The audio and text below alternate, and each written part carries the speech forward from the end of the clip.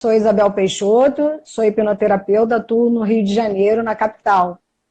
A gente vai falar sobre a neurociência no método CRIST, né? Uhum. Tudo que eu vi lá e o que eu esperava, né, a minha expectativa e o que eu vi lá no método CRIST sobre esse tema que eu fiquei meio fascinada, né? Quando eu comecei a ler sobre, logo depois que eu comecei a fazer umas formações, cursos de hipnoterapia, né? Eu Uhum. ficava muito intrigada, assim, com como que aquilo acontecia e tinha que ter uma abordagem, assim, da neurociência, né? Eu queria alguma coisa científica que embasasse isso. E aí Uhum. eu vi no método CRIST pela primeira vez, assim, né? Que legal. No que você trabalhava antes de engrenar nessa parte de hipnose, Ah, hipnoterapia? eu fui professora a vida inteira. Eu dei aula há mais de 30 anos. Dava aula em escola e aulas de natação e Ah, hidroginástica, né? Eu sou professora de educação física. que legal, que bacana, que bacana. Eu sei que E você também era da parte aí, Kung Fu, né? E karatê, karatê. O meu filho é karatê, Kung Fu. karatê. Ah, tá. Uhum. E É, bacana, então você é formado em educação física sou. e Uhum. aí você trabalhava porque se aposentou? Sim, praticamente, né? Me Uhum. aposentei depois de 30 e poucos anos. Eu continuo ainda dando mais aulas de natação em casa, Uhum. mas, assim, praticamente agora eu estou fazendo realmente a transição, né? Foi uma Bacana. coisa que começou com uma busca pessoal minha, né? Eu fazendo um curso de parapsicologia, eu tive um módulo de hipnose e Uhum. terapia regressiva de memória, não de vidas passadas, né? Uhum. E aí eu gostei muito, me interessei e aí comecei logo a procurar curso para fazer, né? Aham. E logo que eu saí do curso de parapsicologia, eu fiz um curso que estava tendo aqui no Rio. Comecei logo no iníciozinho a procurar, não sabia nada de hipnose. E aí eu vi um curso que ia ter no Rio. E fui Uhum. fazer. Só que quando eu cheguei, que eu fiz o curso, era um curso de final de semana, eu vi logo que não era aquilo que eu queria. Né? Mas foi assim, meio que uma intuição, porque eu não conhecia nada. E aí era tipo, eram ferramentas de PNL, né, que você de sensibilização, essas coisas, né? E assim, Uhum. sem conhecer, eu falei, não é isso que eu quero. Tipo, cheguei no curso com uma expectativa e aí me decepcionei porque eu vi que não era aquilo. Só que lá nessa época eu conheci o Rodrigo Bezoco, que Ah, o foi Besoco. Bezoco, Legal. foi seu aluno, né? Aham. Maravilhoso. E aí fiz o curso dele, e aí eu falei, não, é isso que eu quero, é essa abordagem que eu quero. Né? Ir Ah, lá na causa, buscar uma emoção e trabalhar em cima daquilo, né? aham. E assim, na Bacana. verdade foi muito na intuição, porque eu não conhecia nada, né? Sim. E aí, conversando com ele, eu falei, pô, Rodrigo, eu estou buscando, estou procurando no YouTube, vendo coisas sobre hipnose, mas a gente vê muita coisa que, meu Deus, parece que não tem nada a ver, e assim, muita coisa. Ó, Rodrigo aí. É o Besoco aí É, aparecendo. é. E aí ele falou, Isabel, eu falei, me indica aí alguém, eu quero ir direto, assim, sabe, sem ficar perdendo tempo. Boa noite, Rafa. Ô, Rodrigo. Aí ele falou, olha, você quer alguém sério que estude, que é competente, tal, tal, tal, segue o Rafael Kreist. Aí eu comecei a procurar, né, e aí vi a sua formação, né, e a primeira eu queria ter feito logo a de Salvador, Aham. mas foi muito em cima. Quando eu vi, já estava muito em cima. Eu já tinha uma viagem marcada, não deu para fazer. Fiquei até meio triste, assim, pensei até em desmarcar a viagem, mas acabei. Não, falei, vamos embora, vou esperar.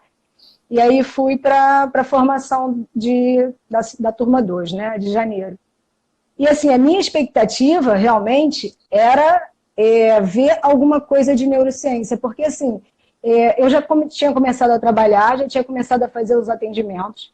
A gente via, eu via a eficácia, E só que assim, eu queria alguma coisa a mais, eu queria mostrar que assim, isso tem algum embasamento científico. Né? Não pode ser só assim, tá bom, você senta aqui, você está com uma depressão, vamos buscar essa emoção, trabalha, pô, saiu bem, tá, tô leve, beleza.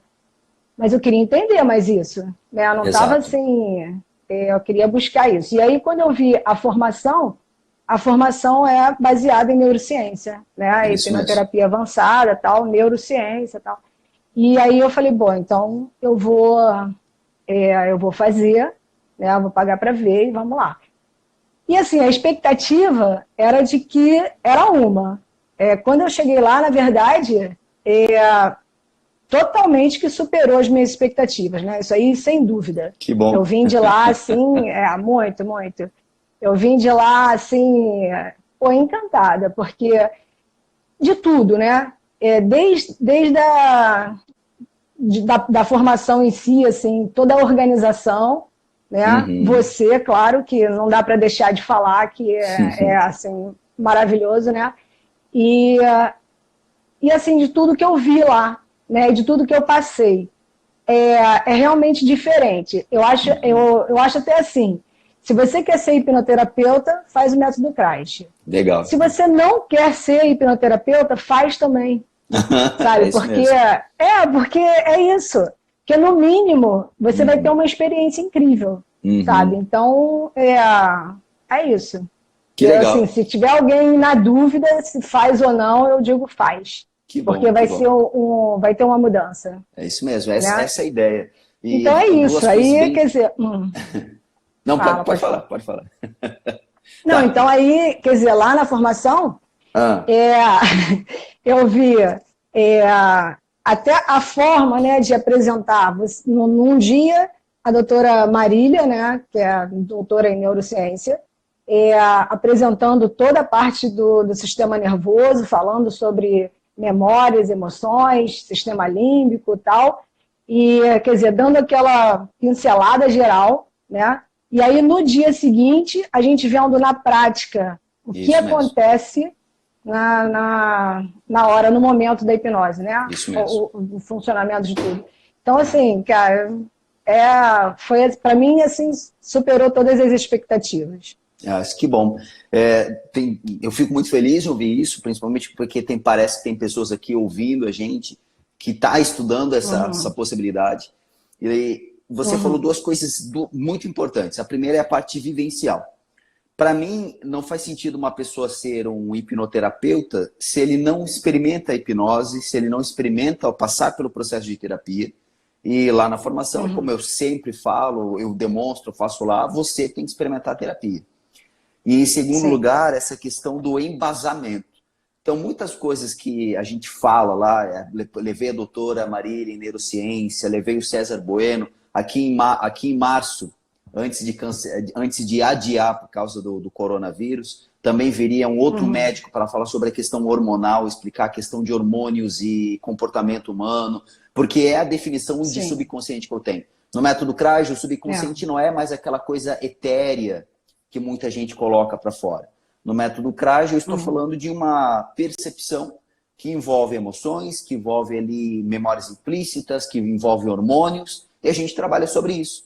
A gente trabalha com essa abordagem.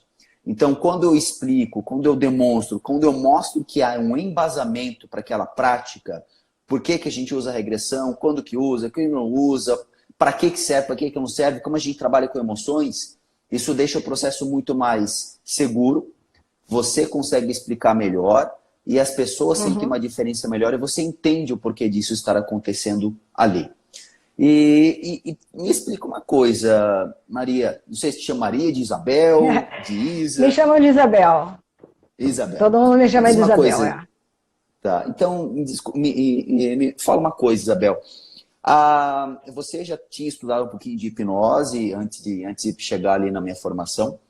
De que maneira que você acha que, compreendendo o cérebro, a neurociência, de que maneira que isso te ajuda assim, a entender mais a hipnose ou o próprio processo terapêutico que eu ensino? Então, na verdade, muda tudo, né?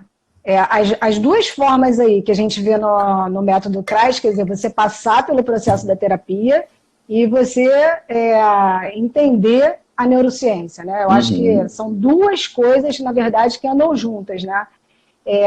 Porque, assim, quando você passa pelo processo, você entende em você aquilo que você faz nos outros, né? Isso aí já é importante.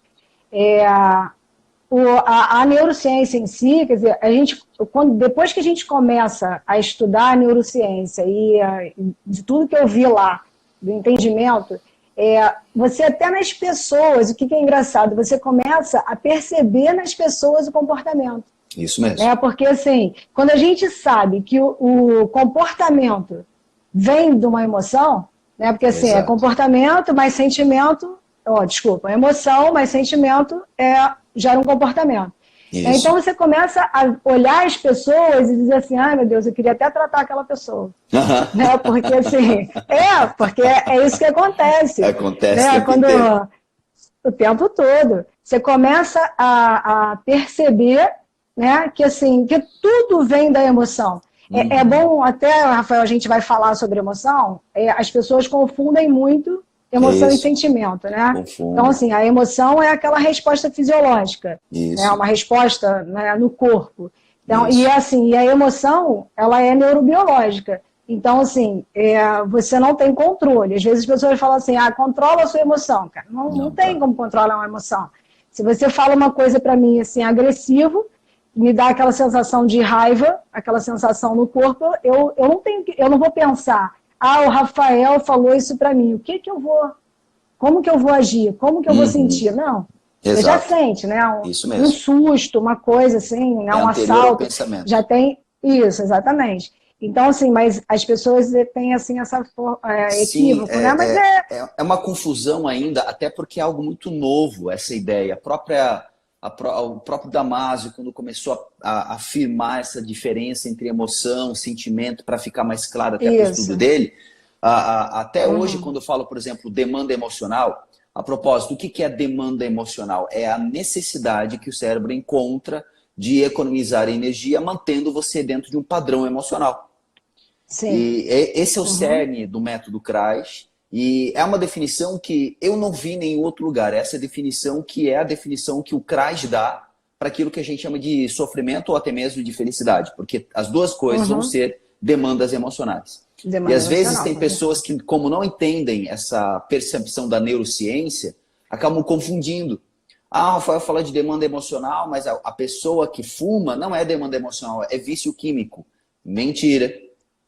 Porque a pessoa que fuma, veja, se o problema do cigarro fosse a parte química apenas, todas as pessoas igualmente estariam, da mesma maneira, viciadas. E hoje até se fala muito do problema do fumante passivo, que a pessoa que é fumante passiva, ou seja, que está no meio da fumaça, ela sofre mais do que o próprio fumante. Se a parte química fosse realmente suficiente, as próprias pessoas que são os fumantes passivos também estariam sofrendo de necessidade de estar dentro daquela fumacinha. E não é assim que a gente vê na prática. Existe uma questão emocional. Só que essa questão emocional, ela não é sentimental. Então, existe um padrão no meu cérebro que vai me empurrar sempre para o mesmo tipo de comportamento, só que isso não necessariamente é percebido pela razão. Aquilo que a gente percebe pela razão, a gente chama de sentimento. Aquela emoção, aquela resposta que vem de dentro e me impulsiona, é anterior à percepção, anterior à consciência, isso é a emoção. O Damasio ele fala muito nessa questão, inclusive, do marcador somático. É aquilo que o corpo percebe antes da mente consciente dar uma resposta, inclusive. E é aqui que a gente trabalha no processo de terapia no método CRAS. Naquilo que a gente chama de emoção, ou seja, uma resposta emocional que não necessariamente é percebida a nível consciente, mas tem um processo atrelado a ela. Não necessariamente um trauma, não necessariamente apenas uma causa, mas todo um processo de aprendizado sobre isso. E aí aqui no método CRAS é o que a gente trabalha. Sim, assim, nem sempre é um trauma, né? Nem sempre é um impacto muito forte. E assim, nem sempre o impacto não é nem sempre impacto forte, nem sempre impacto forte negativo. Sim. Até um amigo meu, César, ele estava comentando comigo, ele também é meu aluno, ele estava comentando que ele atendeu essa semana um rapaz, olha só que interessante isso. Ele estava atendendo um rapaz que quando ele era criança, de 5 a 8 anos, pelo que o César estava me contando, o terapeuta falando do cliente dele, tá? Não é um cliente meu. Esse cliente dele, dos 5 a 8 anos, foi abusado sexualmente por um homem, mas não era um abuso com penetração. O homem botava o menino ali entre 5 e 8 anos no colo e ficava esfregando o pênis no menino. E dizia que o menininho era a menina desse homem adulto.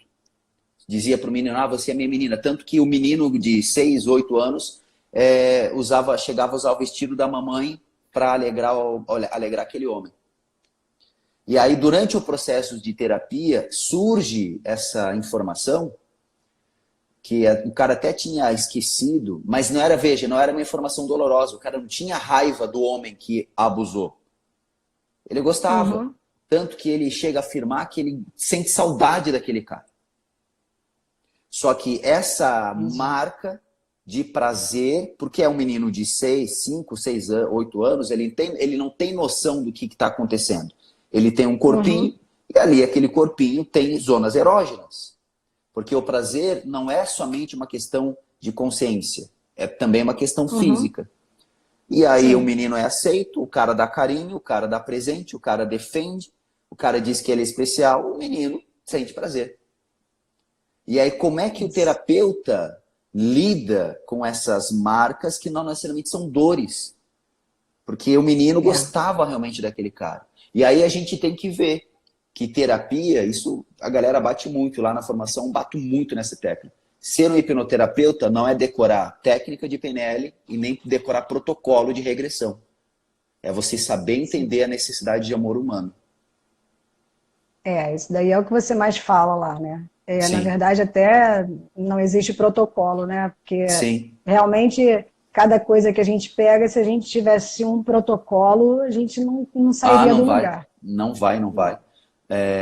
Eu atendi já mulheres que elas dormiam e transavam com o pai por anos, assim, a infância, a adolescência, até que um dia alguém falou que era errado e ela passou a não gostar mais. Mas tem essa marca lá dentro. E essa é a parte mais difícil de lidar com o ser humano, porque a gente não pode lidar de acordo com a nossa crença, a nossa régua. Com certeza. Se a gente colocar a nossa crença na frente, não... o que vai ser certo dentro de um cérebro? É muito difícil. A gente tem, assim, as orientações sociais, as regras morais. A gente tem que ter, porque senão a gente se mata tudo. Mas essas regras morais, elas são muito mais baseadas num meio termo geral do que numa coisa que realmente vá atender a todos. A ideia é atender todos, onde todo mundo ganha e todo mundo perde um pouquinho. Mas se não, vira uma loucura.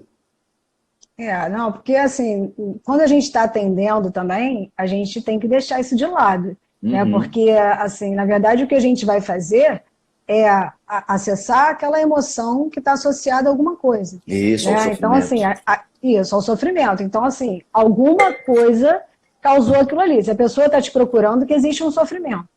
Se lá atrás aconteceu isso e a criança gostava, seja lá o que for, isso gerou um sofrimento. Quando você acessa uma emoção e vai nessa situação, né, é porque aquilo está gerando alguma coisa. Sim. Então, assim, não importa para você, como terapeuta, o que foi aquilo, a criança da pessoa ou a minha mesmo. Né? Eu tenho que acessar aquela emoção, ver o que está associado àquela emoção, né? E não é desfazer um programa neural, que assim, a gente não desfaz aquele caminho neural, né? Aquela rede neural, a gente não desfaz. Isso. Mas é assim, como eu li o livro que a Marília Albuquerque indicou, que é Uma Viagem ao Cérebro, da Carla Tiepo. Carla Tiepo. É um livro legal, assim, porque é um livro de linguagem simples, né, para você entender o cérebro, né? É diferente, assim, dos outros livros que eu comprei também, o Princípio da Neurociência, aquele de são 1.500 páginas, Ah, aquele tem que ser devagar. enciclopédia. Isso. Ali eu vou devagar, que eu vou me inscrever agora na pós em neurociência, né? E Aham, aí já comprei esse livro porque é um livro que a gente vai ter, assim, que está bacana. sempre consultando, né? E aí, você imagina Sim. assim, uma caixinha e você vai, o cérebro vai fotografando e aquelas experiências vão enchendo aquela caixinha. Só que chega uma hora Uhum, que aquela caixinha está cheia, né?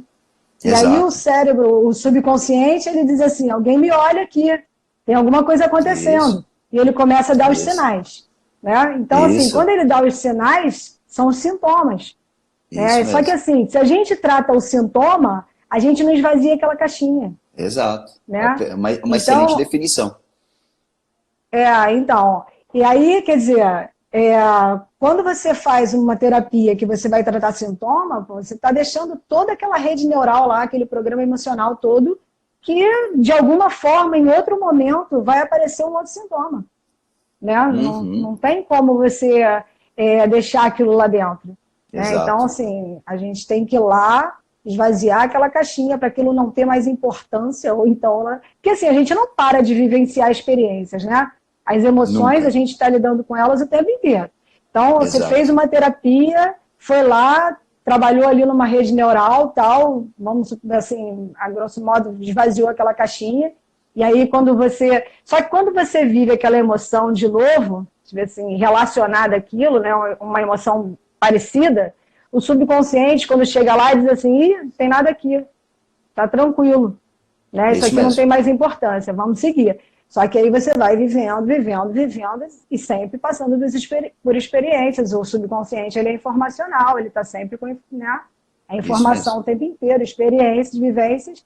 E aí, quer dizer, vira e mexe, você precisa estar trabalhando essas demandas, né? Exato, o tempo Então, todo. assim, O tempo inteiro está é vindo coisa nova. Porque isso.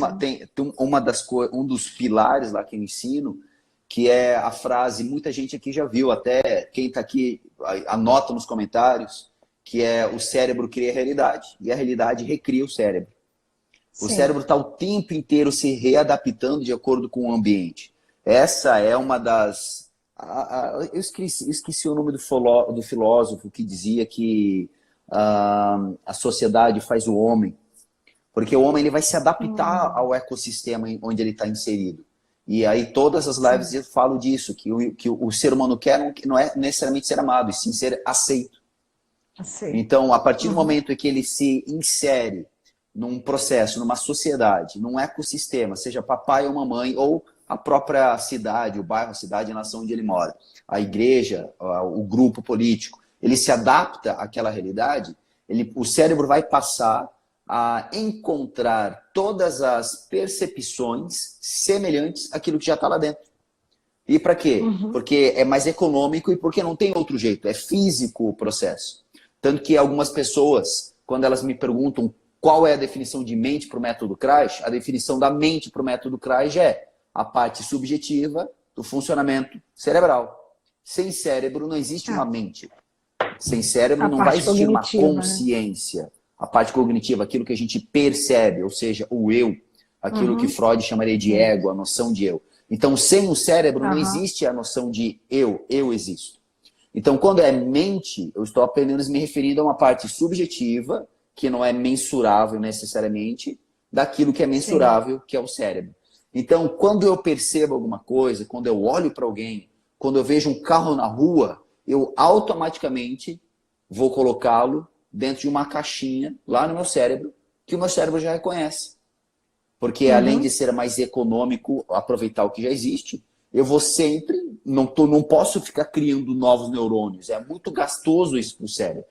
Então ele vai aproveitar o máximo Uhum. possível. É por isso que a gente vai ter o racismo, é por isso que a gente vai ter o preconceito negativo contra as pessoas, é por isso que a gente vai ter raiva de uma determinada pessoa ou de um grupo social, é por isso que a gente vai amar uma determinada pessoa, um grupo social, é por isso que a gente vai ter fé ou não, porque vai Uhum. depender dos impactos emocionais sobre os quais o seu cérebro se criou. Ele cria a tua realidade, quando Sim. você confirma aquilo, o seu cérebro reforça ou diminui a energia, entre aspas, eu não estou falando de energia prânica, etéreo.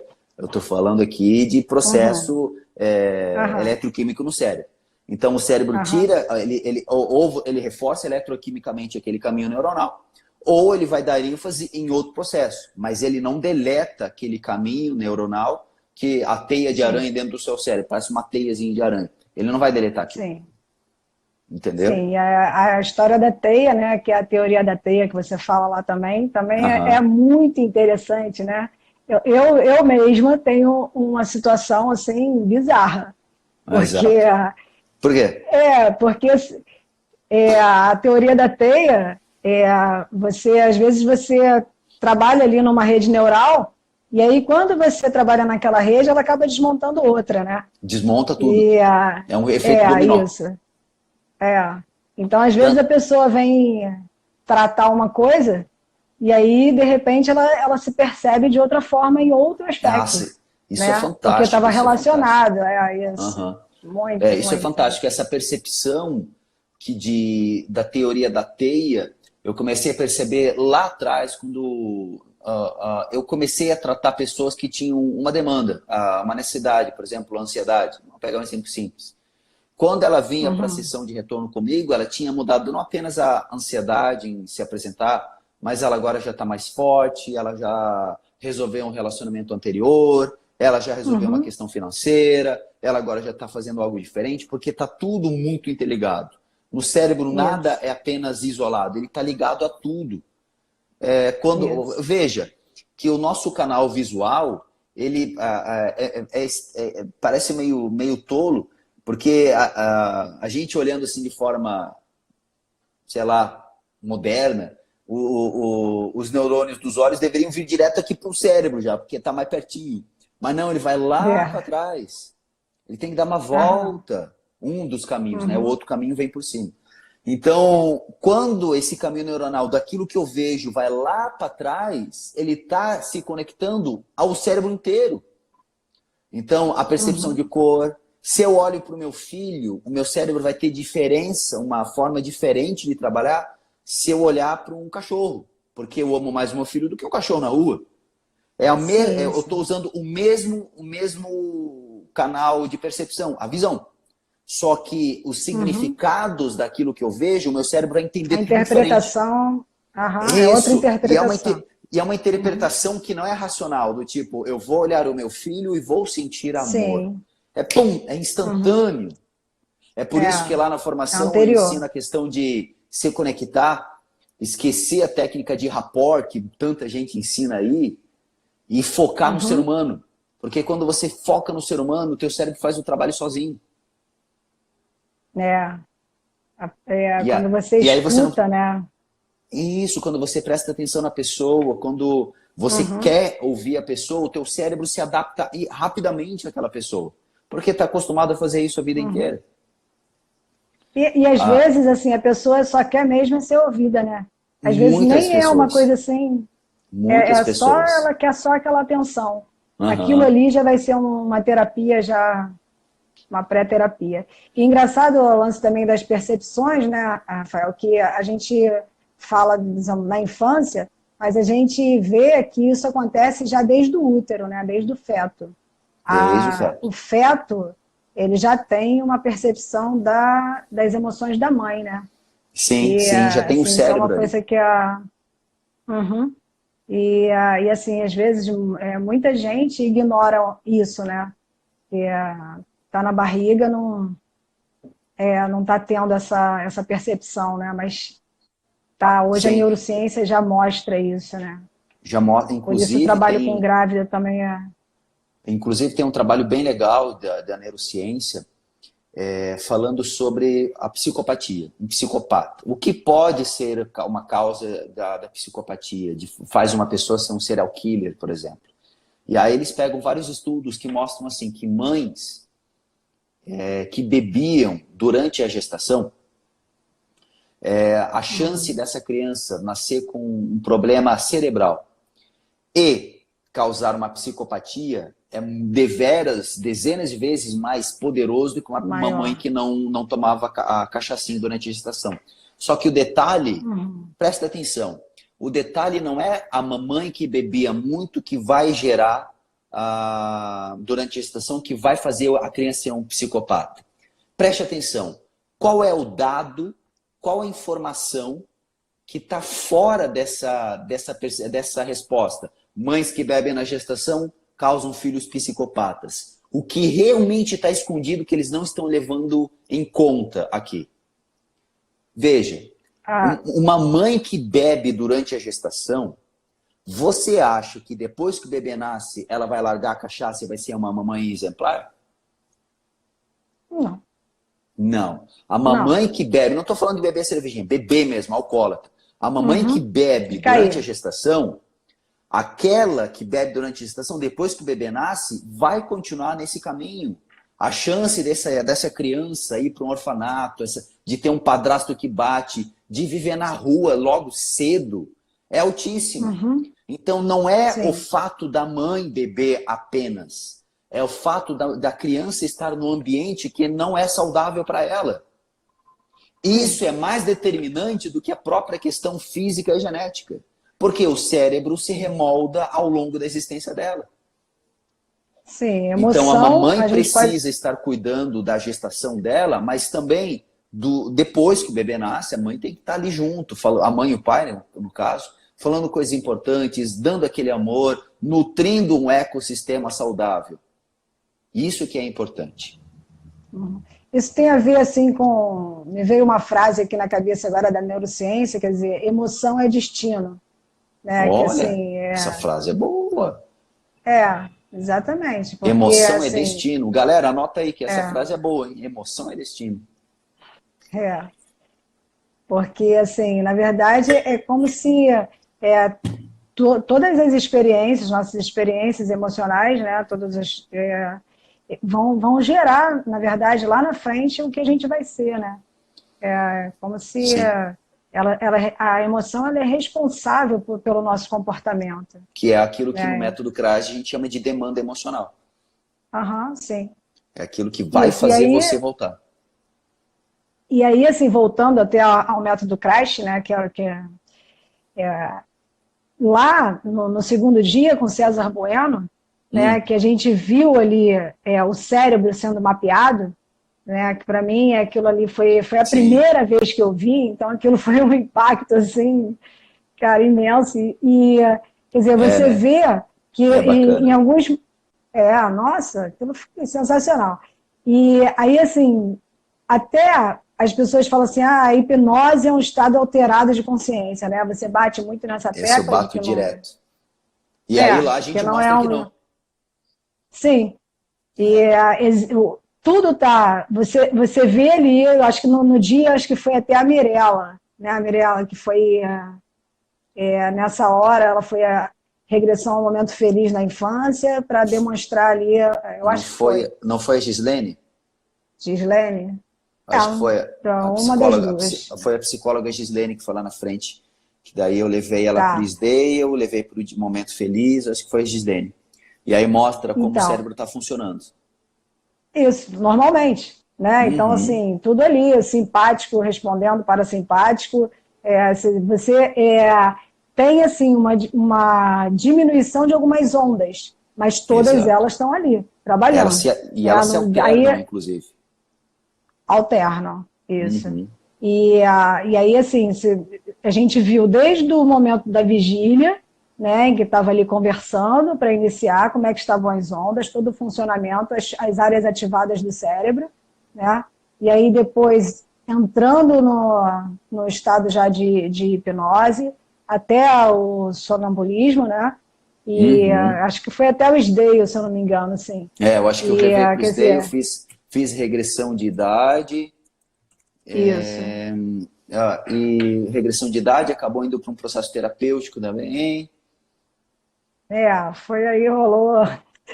Então, e aí, quer dizer, e aí o interessante, né, é que a gente viu que, assim, independe da pessoa estar vivendo uma situação, revivendo ou imaginando, as áreas do cérebro estão ativadas. Isso que é o mais incrível.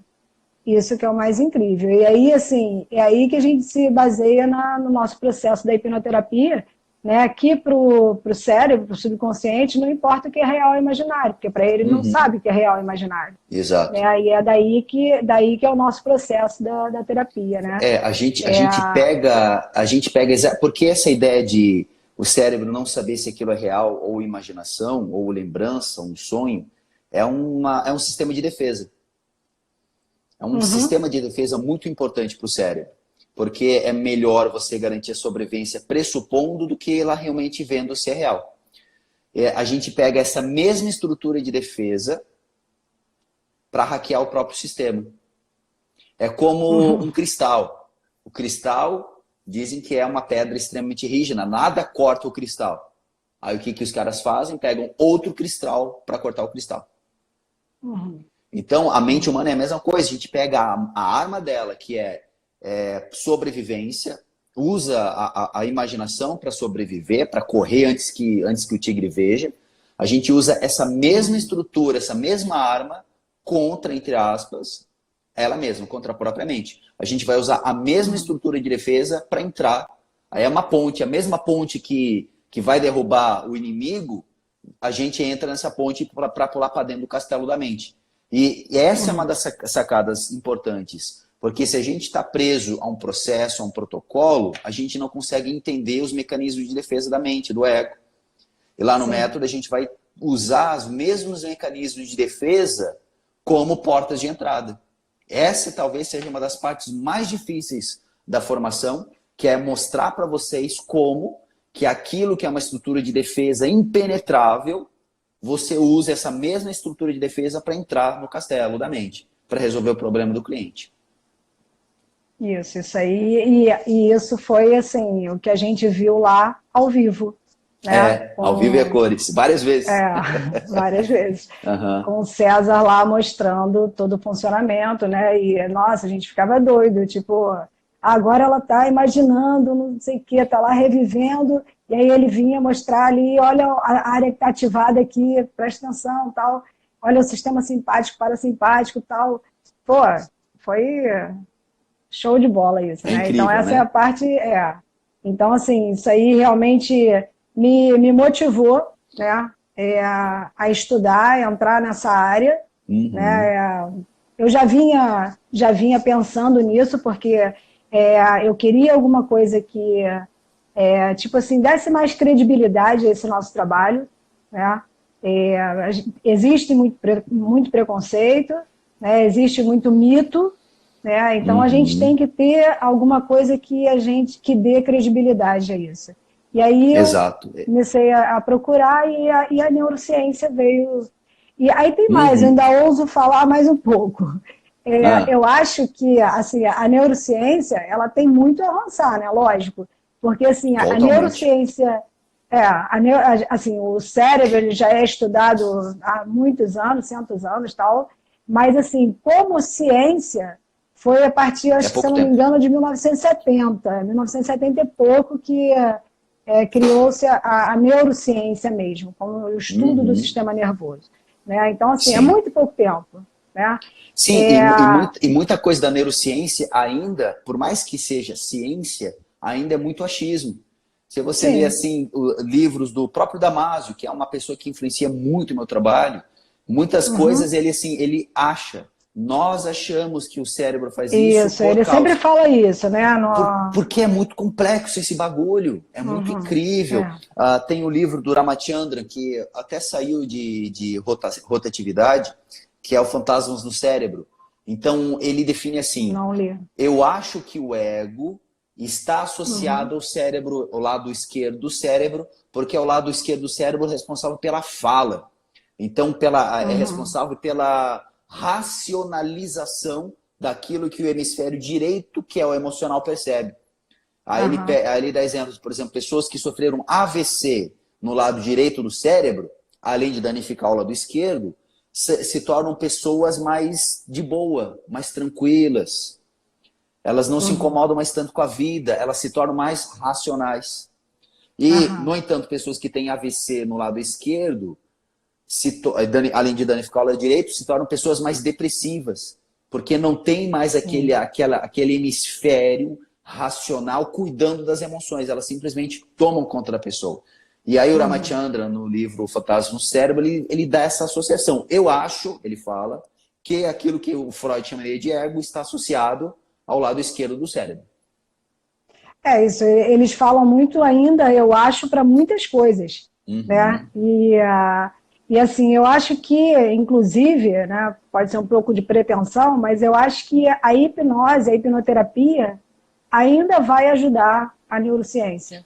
Sim, não tenho dúvida, não é pretensão, tá? É porque eles ainda não entenderam. E a hipnose, pelo menos nos Estados Unidos, embora esteja há mais tempo e até um pouco mais avançado, entre aspas, é muito ruim. Eu leio os artigos científicos dos caras, assim, tanto que eu estou me debruçando na neurociência, estou até falando com a doutora Fabiana, que foi aluna lá da formação, exatamente para criar um material melhor, porque quando lá, por exemplo, uma universidade faz uma escala de hipnose, de hipnotizabilidade, os caras se utilizam de leitura de script.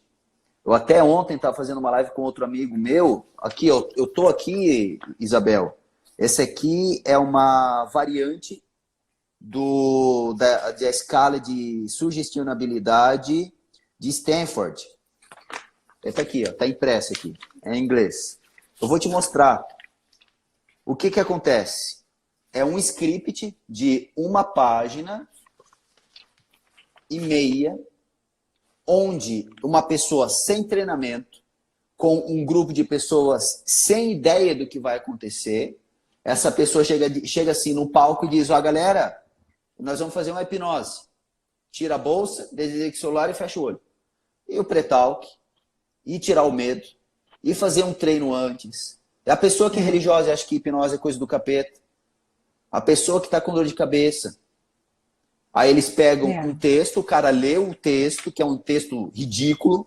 É um texto ridículo. Eu fico assim impressionado como é que uma faculdade, uma universidade no prestígio de Stanford, por exemplo, faz um negócio desse, que é mais ou menos assim, ó, vou traduzir aqui, ó, mais ou menos esse aqui. Ó. Vai lendo o script. Ele avisa para as pessoas fecharem os olhos e relaxar.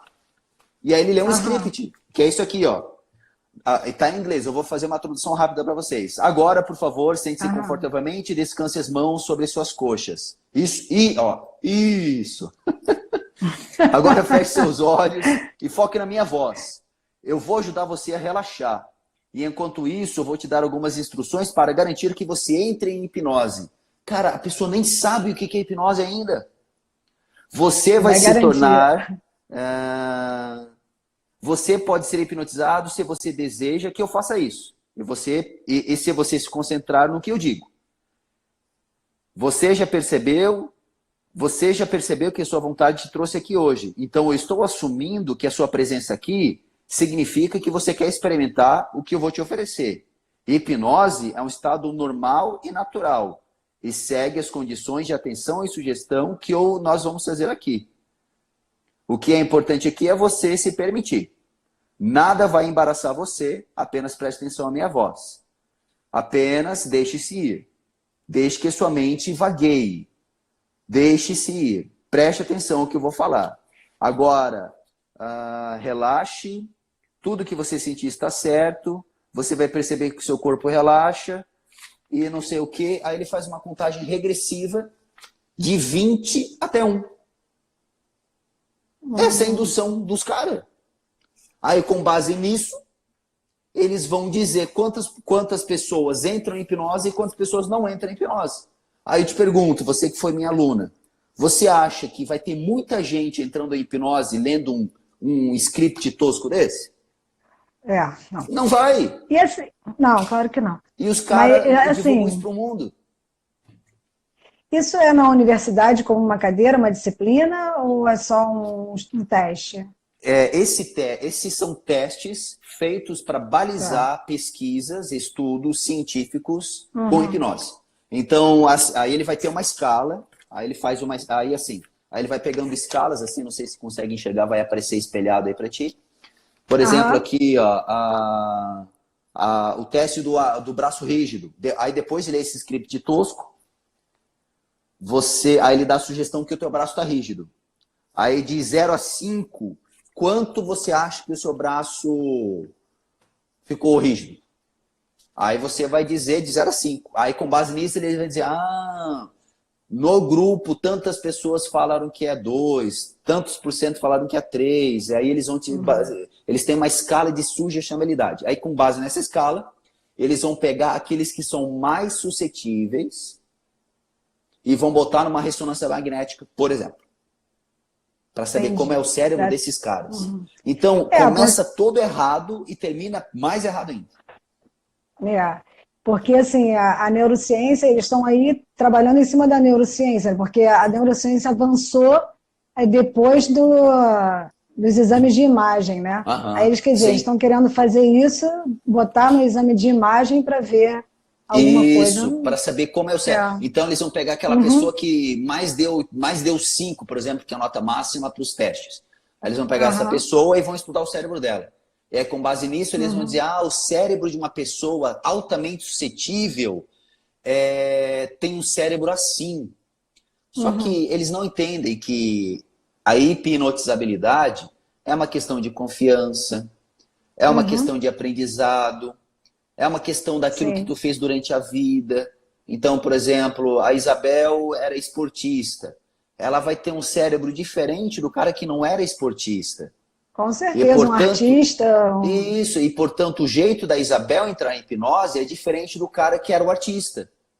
Talvez a Isabel, por ser esportista, tenha uma conexão maior com o corpo e o artista uma conexão maior com as ideias, mas ambos entram em hipnose.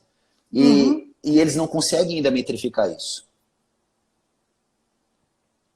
E aí atrapalha a gente. Então, mas a gente vai mudar. A gente vai mudar. Vai, mas assim, pelo menos, né, a gente, assim, já que não tem jeito, está sendo feito dessa forma, já é melhor. Pelo menos já é melhor do que não está sendo feito. Eles já conseguem provar que a hipnose é superior às outras abordagens psicoterapêuticas. Isso em 2017. Isso. Em 2017, os caras já provam que hipnose associada a processos terapêuticos é melhor do que a Gestalt terapia, por exemplo, que é uma abordagem clássica da psicologia. Isso é bem impressionante. E assim, eu acho que a gente tem visto muito são psicólogos, né, indo para as formações de hipnoterapia. Eu acho que, infelizmente, né, não querendo desmerecer nada, mas eles vão ter que entrar para... vão ter que migrar. Né, porque, assim, realmente, se você falar em termos de eficácia, é muito mais rápido. Exato. Não. Assim, o problema ainda é que existe, além do preconceito, e embora a neurociência lá fora fale tanto da hipnose, é claro que vai ter que lutar contra um establishment já bem definido. São mais de 100 anos onde a abordagem normal, a convencional da terapia existe. Onde tem... A mudança é sempre difícil. É difícil, a gente vai levar mais de 50 anos. Por isso que eu digo que eu me prevejo daqui a 200 anos. Porque eu trabalho, para quem me conhece, eu falo isso há alguns tempos já. Eu trabalho para daqui a 50 anos. Porque eu sei que daqui a 50 anos é que as coisas vão estar abertas, funcionando, as pessoas vão entender que é hipnose, e a pessoa está com depressão, está com ansiedade, ela vai procurar um hipnoterapeuta. Ela não vai mais procurar o divã, ela não vai mais ficar procurando o remédio, se dopando. Ela vai entender que tem questões emocionais ali dentro dela, e é com isso que a gente vai trabalhar. Mas isso vai ser daqui a 50 anos, quando eu tiver 80 anos de idade, 90 anos de idade. Sim, até lá assim, a gente vai estar só preparando o caminho. Todo o processo terapêutico, né, assim, até a psicologia comportamental, seja lá qual for, aí, cognitiva, depois que você passa pelo processo de hipnoterapia, vai para qualquer coisa, vai ganhar uma maturidade emocional aí e vai viver bem. Rápido, é isso né? mesmo. Vai se conhecer depois. Então é isso. Minha cara, a nossa live já está acabando. Eu quero agradecer rápido, a gentileza. Né? Passa rápido, é um bate-papo rápido. Você viu como foi fácil? Tranquilo. Você nem veio com a roupa do Drácula. Nem vem com a roupa do Drácula.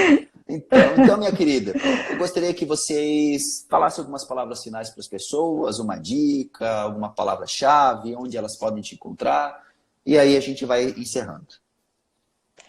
Então, como eu falei no início aí, eu trabalho no Rio de Janeiro, aqui na capital, no Grajaú especificamente, né? Eu atendo, é, fazendo aí, trabalhando no método CRASH agora, né? Que é o carro-chefe agora. Na verdade, depois do método CRASH, a gente só atende nesse método.